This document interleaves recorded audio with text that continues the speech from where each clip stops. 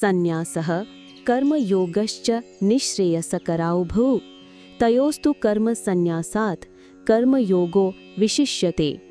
अर्थात श्री भगवान ने कहा, कर्म संन्यास यानी ज्ञान योग और कर्म योग ये दोनों ही परम कल्याण यानी मोक्ष दिलाने वाले हैं, परंतु इन दोनों में से कर्म संन्यास की अपेक्षा कर्म योग ही श्रेष्ठ है।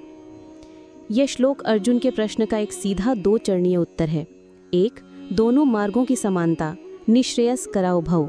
सबसे पहले कृष्ण स्पष्ट करते हैं कि दोनों मार्ग, संन्यास यानी ज्ञान के लिए कर्मों का त्याग और कर्म योग यानी अनासक्त कर्म अमान्य नहीं है।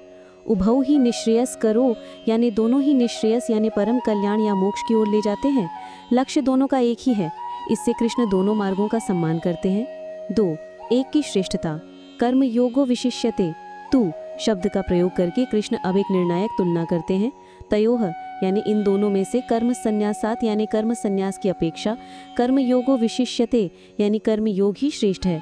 कृष्ण यहाँ स्पष्ट रूप से कहते हैं कि कर्म योग का मार्ग श्रेष्ठ है।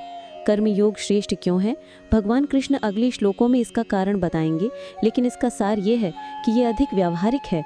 अधिकांश लोगों जैसे अर्जुन के लिए जो समाज में रहते हैं, कर्मों का पूरी तरह से त्याग करना संभव नहीं है और अक्सर ये पाखंड की ओर ले जाता है, जैसे कि 3.6 में बताया गया है। ये अधिक सुरक्षित है। अनासक्त कर्म मन को शुद्ध करने का एक क्रमिक और सुरक्षित तरीका है। बिना मन की शुद्धि के कर्म संन्यास का प्रयास करने से व्यक्ति के पतन का खतरा रहता है। यह दोनों लक्ष्यों को पूरा करता है।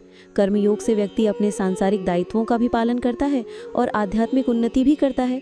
श्लोक का सार ये है कि दोनों मार्ग एक ही मंजिल तक पहुंचाते हैं, लेकिन अधिकांश लोगों के लिए कर्मयोग का मार्ग कर्म संन्यास के मार्ग से अधिक सरल, सुरक्षित और व्यावहारिक होने के कारण श्रेष्ठ है।